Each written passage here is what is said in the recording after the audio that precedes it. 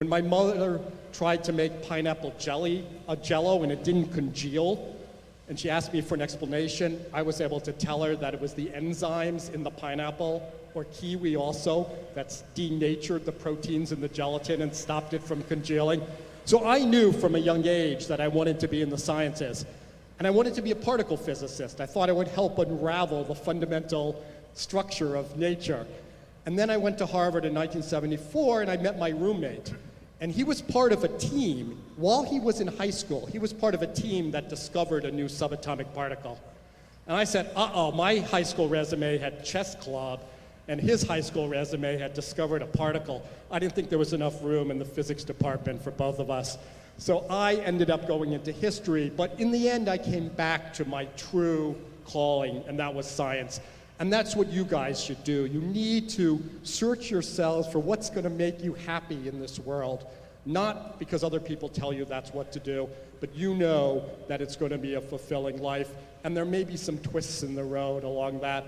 So the day after I graduated from Harvard College, I started as an editor at Scientific American. And my first job was to rewrite an article for a particle physicist named Leon Lederman. He had just discovered a particle called the Upsilon particle. And I was out of my league. In my physics courses at Harvard, we only learned about protons, neutrons, and electrons. I had never heard of, there must have been at least 100 subatomic particles discovered.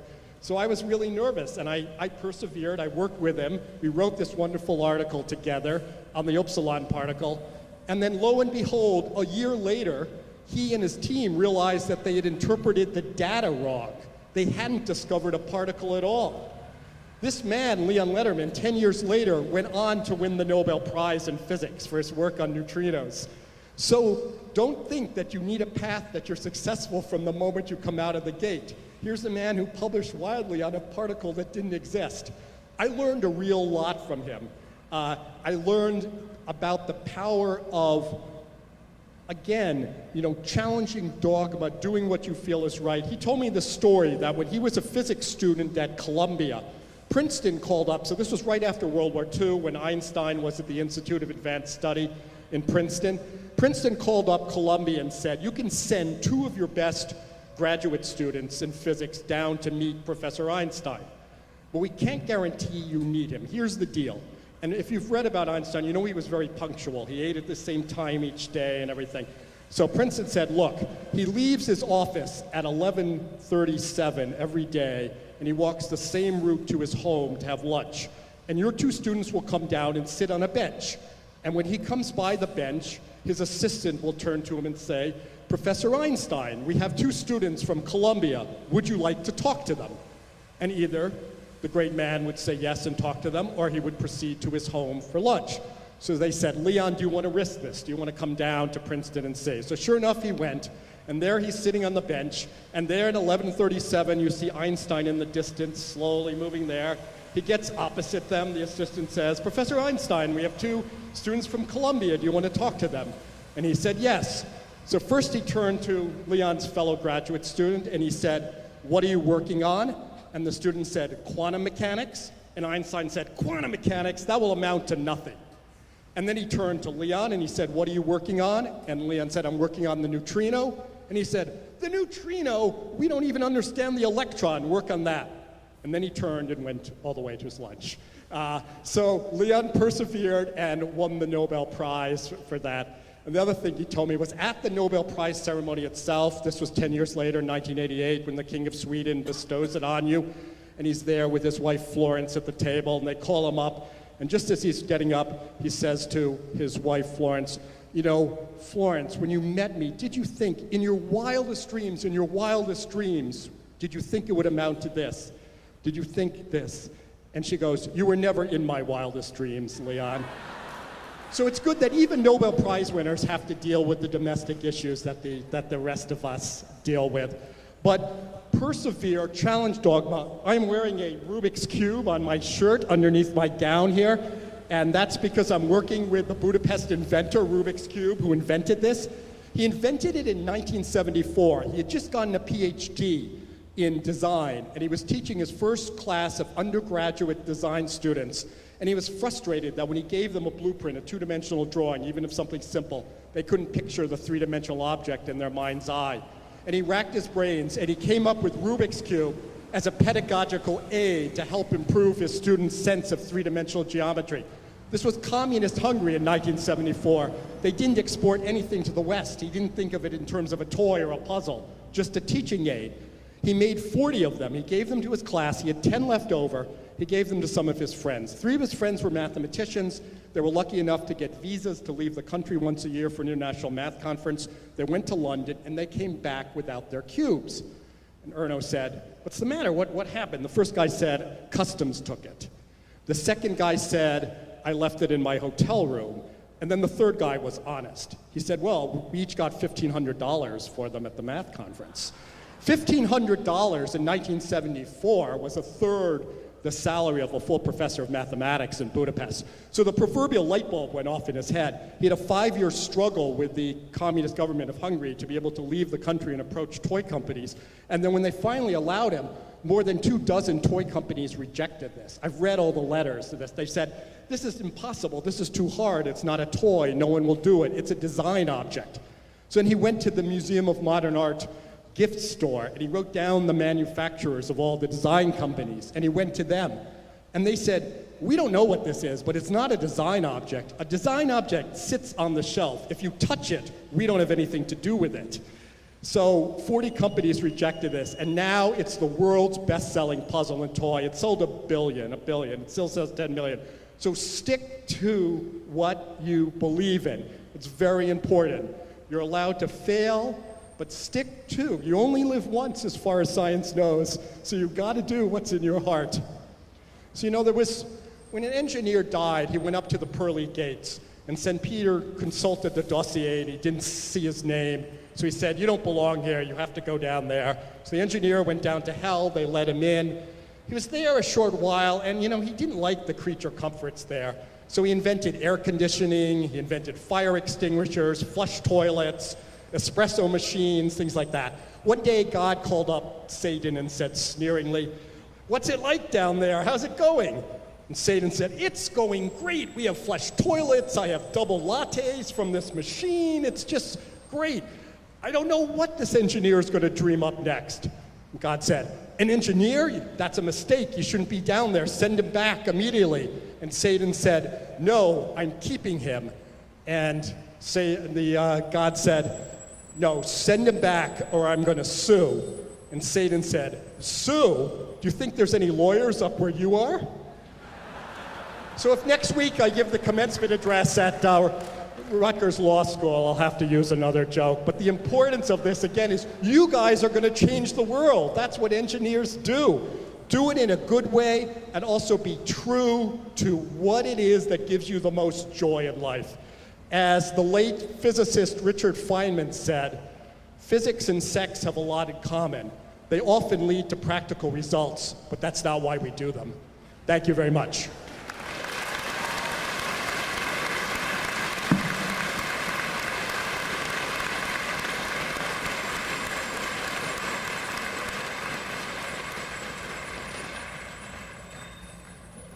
Each year, the Engineering Society of the Rutgers Alumni Association presents an award to the undergraduate student with the highest grade point average.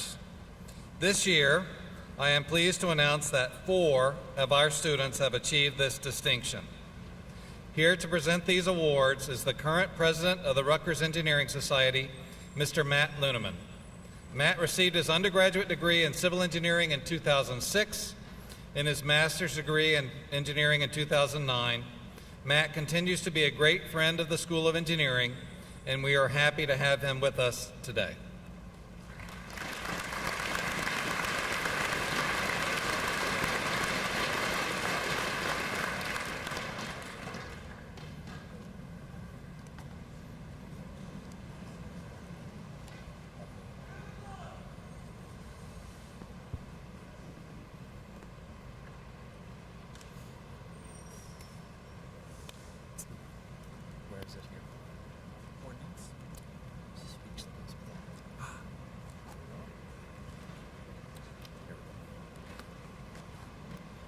Okay, congratulations, class of 2013.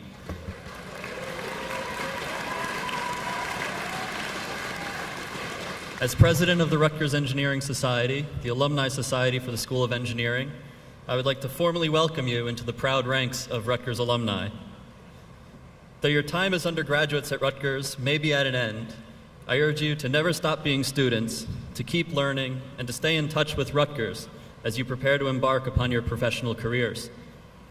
As alumni, there are opportunities here at Rutgers that will enable you to advance and grow your careers. You need only take advantage of those opportunities. The Rutgers Engineering Society, along with other alumni organizations, are ready, able, and willing to provide the next set of learning experiences that can enhance your careers moving forward. These groups provide not only the opportunity for professional networking and continuing education, but also the chance to lead and manage tasks and people far earlier than you would in the workplace. The managerial lessons learned are extremely valuable, and the leadership experience is truly priceless. And so as you graduate today, I invite all of you to stay engaged with Rutgers, to volunteer, get involved. Continue to learn here on the banks so that you may succeed off the banks wherever you go. And now please allow me to recognize 4 students who have been extremely successful over the past 4 years. Each has graduated at the top of their class with a perfect 4.0 GPA, a truly impressive feat for engineering majors.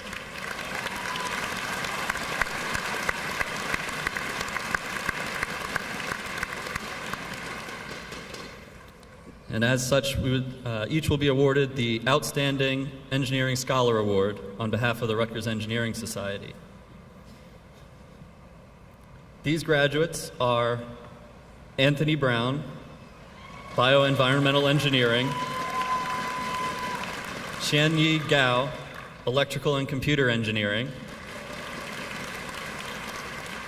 Ryan Pasculo, Civil Engineering; and Aaron Sun, Electrical and Computer Engineering. Would these graduates please come to the stage?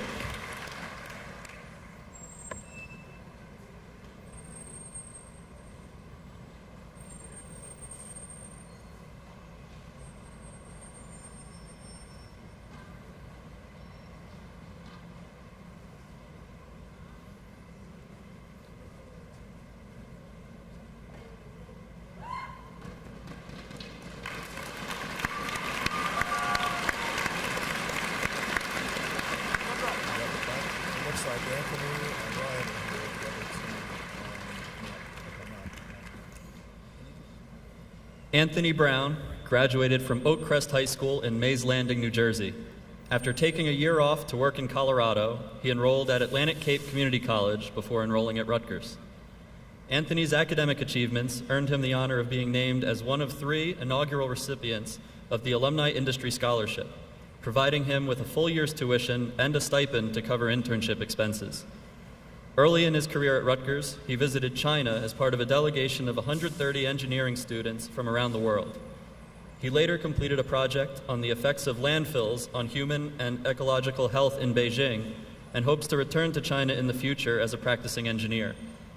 He has been an active researcher in the Department of Environmental Science, an active member of Tau Beta Pi, the National Engineering Honor Society, and Engineers Without Borders, and president of the Rutgers Capoeira Club, a Brazilian martial arts that combines elements of dance and music.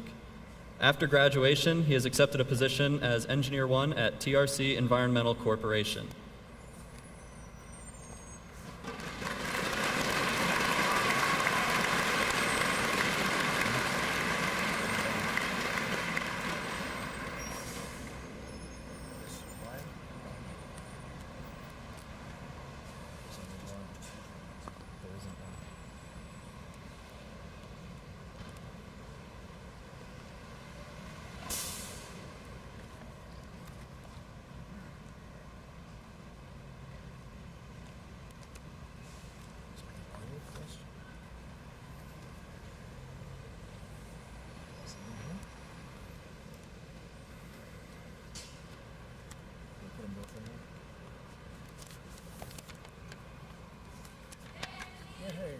Okay, bear with me. Okay, Ryan Pasculo resides in Union, New Jersey, and graduated from Union High School. He initially attended Rutgers Newark and Union County Community College before enrolling at the Rutgers University School of Engineering. He completed his senior capstone design course in structural engineering and has accepted a position with the noted consulting engineering firm of Hatch Mott McDonald.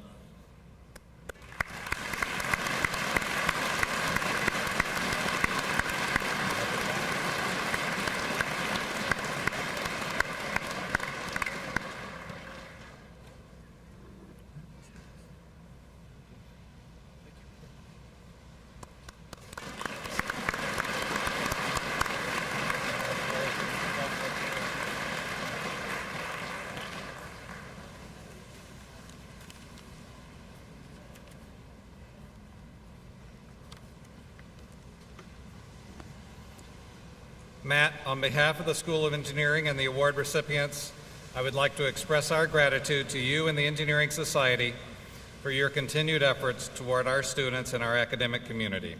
Thank you very much.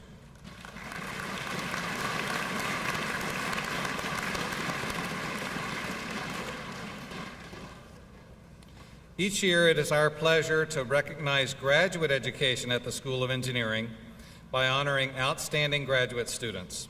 Henrik Peterson, Associate Dean for Lifelong Learning and Professional Education, will make the presentation.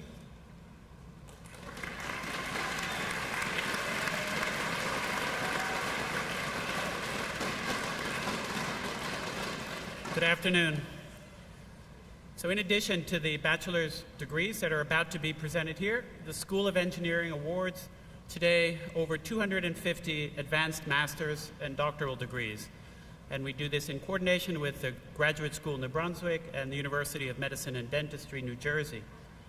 In a separate ceremony this morning, these graduate students were recognized for their hard work and successful completion of their studies at the university-wide convocation and commencement ceremonies. A select few have been asked to represent their colleagues at this afternoon's convocation. Let me ask Drs. Mohamed Salik, Dr. Fanny Bukovala, and Dr. Shirley Masson to please come up on the stage.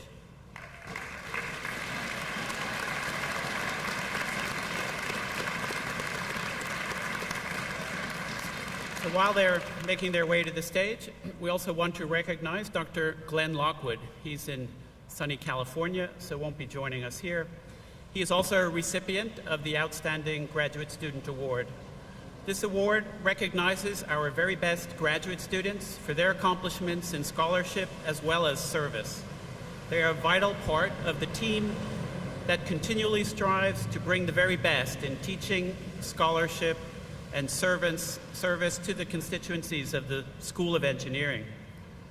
Glenn Lockwood received his undergraduate degree in chemical engineering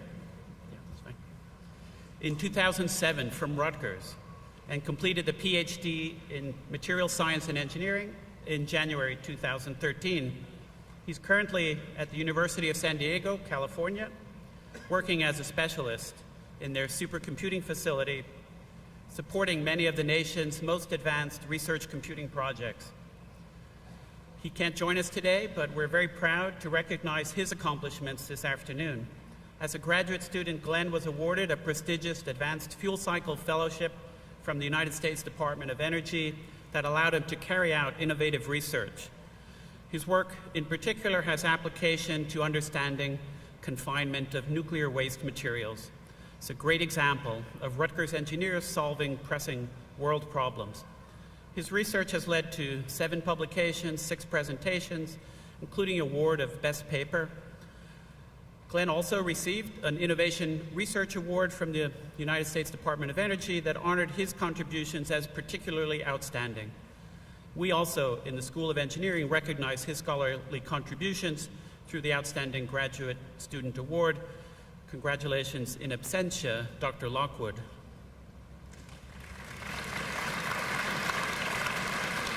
Our next recipient is Fanny Bukovala. Fanny received her undergraduate degree in chemical engineering from the National Technical University of Athens, Greece. She completed her PhD in chemical and biochemical engineering in January 2013 and is currently a postdoctoral associate at our neighbor institution, Princeton University. Her work deals with the modeling of systems under conditions where uncertainty persists. To move past such roadblocks, Dr. Bukovala has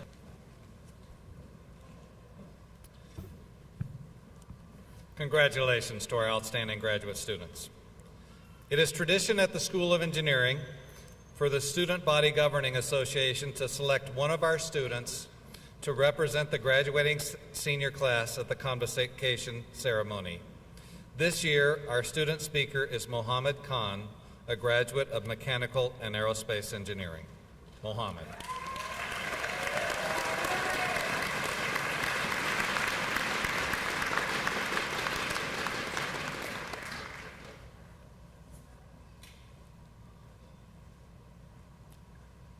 Sorry, I'm just updating my Facebook to graduating.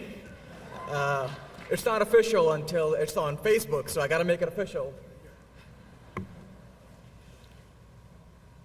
My fellow graduating engineers, it is my great privilege to stand here today looking at the bright and joyous faces of so many of my colleagues.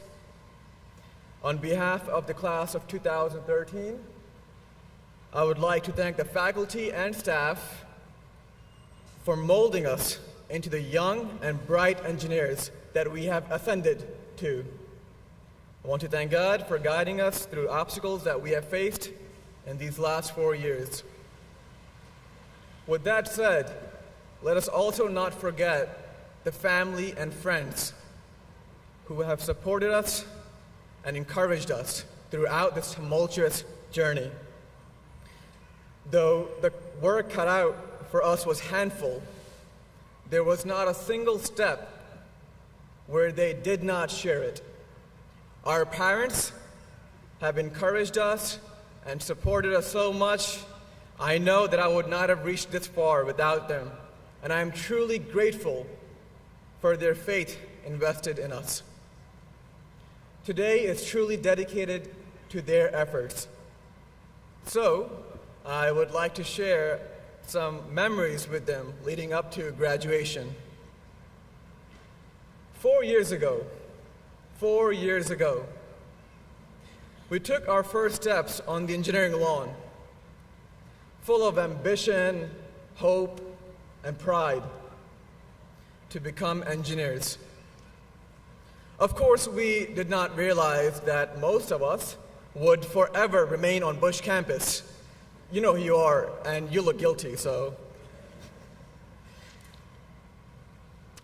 I remember our rigorous freshman year curricula, packed with Taylor series, XPOS papers, alpha decay, all in a nested loop with no sign of losing momentum. And I promise that's my last engineering joke. Most of us thought that 2 5-hour energy drinks would keep us going for 10 hours. I think we oversimplified that situation. It doesn't work like that. First year is always difficult.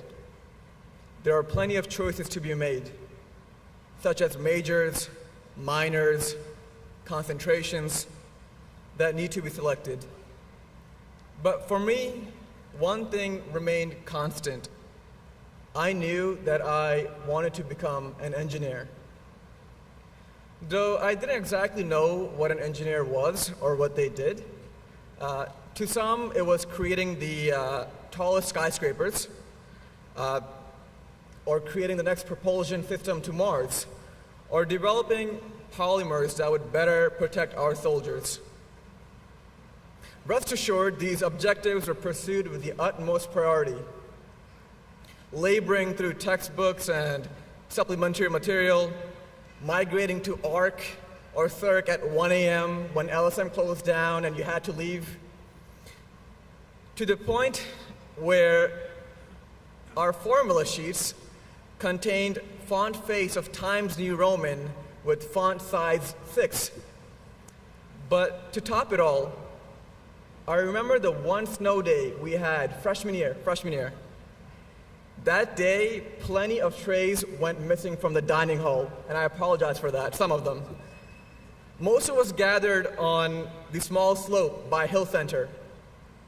sledding down on the tray and avoiding that one tree planted right in the middle of the slope. Who does that? And without realizing it, a line started to form. Like the one at Takeout on Thursday nights with the Bush Fat Sandwich, just like that, a long line. Some of us made igloos or grotesque snowmen, while others cheered the exams were canceled. It was a cold day, but the hot chocolate from the dining hall did wonders to keep us warm. Small moments like these kept me going. The experiences I've shared with most of you, with my colleagues, with my friends, were truly priceless, and I cannot replace these. As time went by, the bonds between my fellow colleagues and I grew stronger. It is said that obstacles unite people. Well, the midterms and final exams ensured those bonds weren't going anywhere anytime soon. Despite the size of the campus, the rigorousness of the curricula, and demanding hours, our engineering community has been a close-knit one. The faculty here made sure we would leave Rutgers University with the best tools available to us and the capacity to fully optimize our available resources. In other words, those exams were designed to keep us thinking even after they ended. While we called it ridiculous, they called it tough love. In effect, we were slowly transforming into self-sufficient, creative, and independent thinkers. Indeed, we were engineering ourselves. The weeks following into graduation were tough yet exciting. With graduation looming on our heads, the workload only seemed to increase with no end. However, we managed to finish our senior design projects, study for final exams, and keep up club activities, all the while waiting in line at B100 to complete the graduation checklist. But I suppose that feeling is mutual with any other semester. After all, we are engineers. Which brings me to where I stand today, looking at the bright and joyous faces of so many of my colleagues. I cannot tell you the events that will transpire from here on. Some of us will pursue academia and research, while some will climb the corporate ladder, making difficult choices. Others will design the next engineering marvels, and I'm looking forward to an iPhone 10, by the way. But whichever path we choose, I know that we will be successful. In these 4 years, we have been equipped with the ability to think logically through any situation and to overcome any obstacle that lies in front of us. This is the essence of engineering. We have inherited the ability to lead in the face of uncertainty. Like many before us, the torch has been passed down. It is our job to make sure it continues to shine as we illuminate the path for others to follow. With that said, I wish us all well as we embark on our new endeavor. Thank you.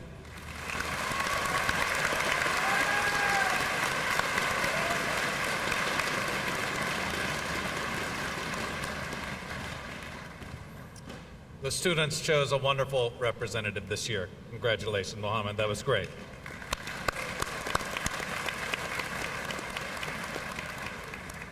We will now proceed to the moment you've been waiting for, the distribution of the diplomas.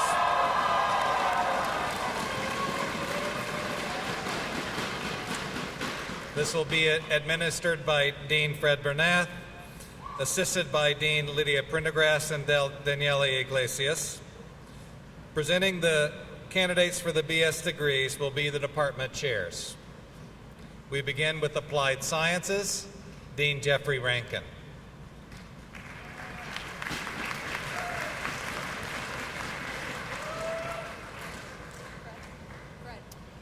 If the applied science candidates would please come all the way up to the top of the ramp.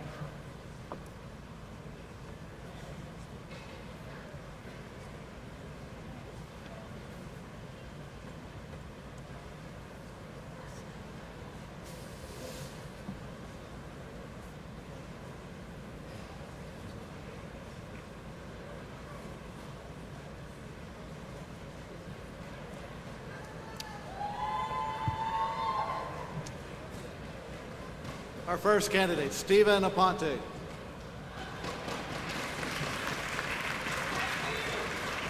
Mahmoud Beiser. Ryan Boskamp. Preston Chang. Sean Coakley. David Ellis. Andrew Garcon. Cedra Javed.